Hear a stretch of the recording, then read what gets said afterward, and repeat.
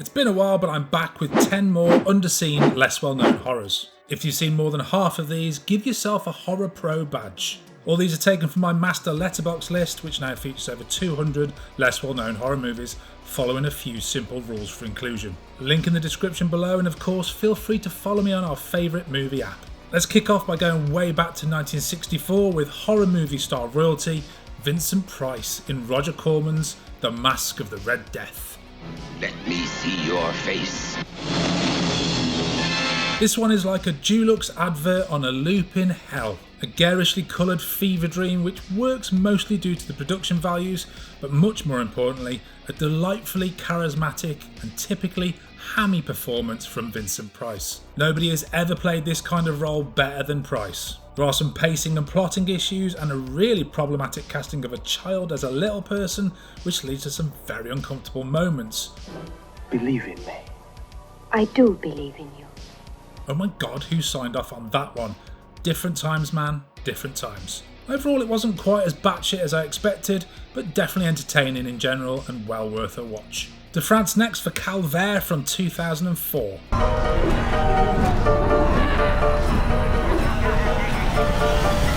This one could probably be lumped in with the wave of extreme French horror from the early 2000s, along with Frontiers, Inside and High Tension, but it doesn't quite know how to push the horror buttons like those films. It's painfully slow and has an odd darkly comedic tone that is quite unsettling, but also leaves the film feeling incredibly unbalanced, because of course it does go to some very dark places. The best comparison I can come up with is if the show The League of Gentlemen pushed a lot harder with their horror influences. Don't worry, Tubbs. They won't get far. Sadly, the narrative is a complete mess, the pacing is terrible, and it all feels a little amateurish. It certainly has that horror element that a lot of these extreme French horrors have, but for me it wasn't enough to make for a coherent and convincing horror film, full stop. Mute Witness from 1995 has the sad distinction of being the final film of Alec Guinness. Though very unusually, his single scene in this film was shot as a favour to director Anthony Waller a full 8 years before the rest of the film was filmed, and has been pretty much crowbarred into the finished product. That's not the only odd thing about this dated film though, which starts as a competent cat and mouse slasher after a mute makeup artist on a film set witnesses a snuff movie, descending into a really odd Euro comedy horror caper.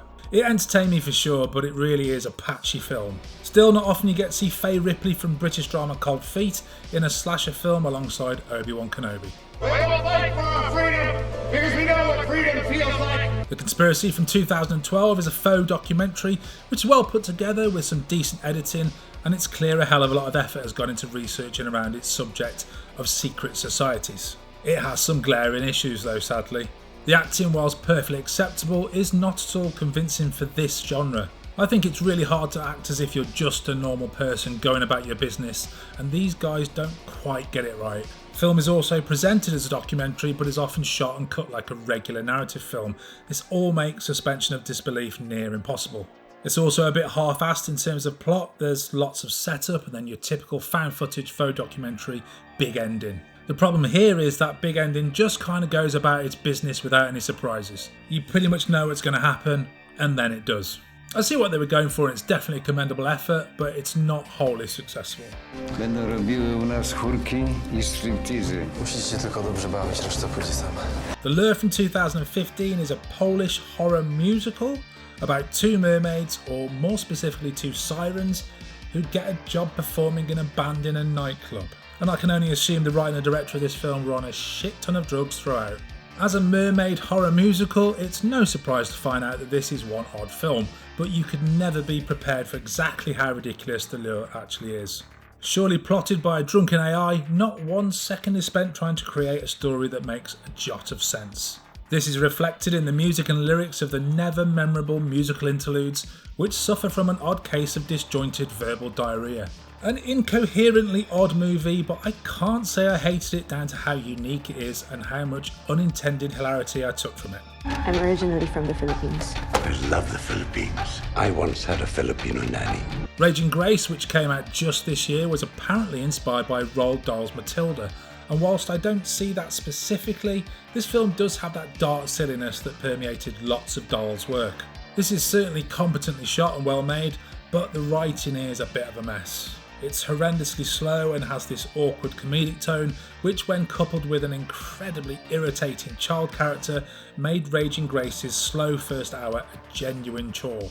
It does get to the horrors, but it's all telegraphed and absurd, and it would have had to do something really special in the last act to get me back on board, and it didn't get close. I will say that Paris Arcilla is a filmmaker to look out for, as there's definite potential there, but writing wise, the jury's out. There's the sign. Yeah? Where's the trail? Brightwood, also released in the year of our Lord 2024, is a very, very low budget sci-fi horror with what could have been an interesting premise if there'd only been some narrative anchors to let us get hold of the story, which centres around a couple walking around a lake who become trapped in a kind of time loop. The plotting very much feels like this happens, then this happens, with no attempt at posing or answering any questions. And that kind of storytelling can work with great dialogue, acting, camera work, etc, but, I'll say no more. It does thankfully have a great final scene, but it's another little sci-fi horror that comes across like a weak episode of The Twilight Zone.